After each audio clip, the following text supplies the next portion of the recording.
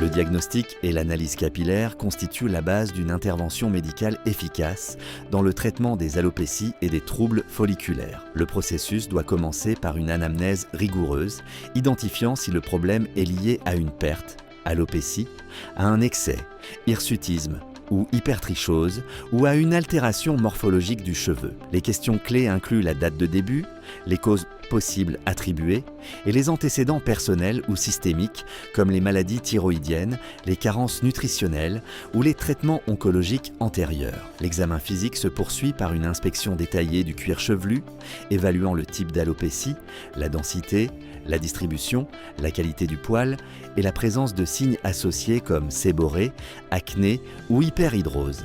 Des tests non invasifs tels que le test de Jacquet, de Saboureau ou de traction orientent sur la fragilité capillaire. La trichoscopie permet de visualiser des structures microscopiques caractéristiques de pathologies comme l'alopécie androgénétique ou aréata, constituant un outil clé pour le diagnostic différentiel. Dans certains cas, il peut être nécessaire de réaliser un trichogramme qui permet d'analyser le cycle folliculaire à partir de l'étude des racines et des tiges. Selon leur aspect proximal et distal, on peut distinguer des effluviums, des alopécies cicatricielles ou des dysplasies pilaires. Si le doute diagnostique persiste, une biopsie du cuir chevelu est réalisée, essentielle pour déterminer la phase du follicule et exclure des causes inflammatoires ou auto-immunes. L'étude doit être complétée par une évaluation hormonale, notamment du système stéroïdien, incluant FSH, LH, DHEA-S, prolactine et fonction thyroïdienne. Chez les femmes, l'hyperandrogénisme peut orienter vers un syndrome comme le syndrome des ovaires polykystiques.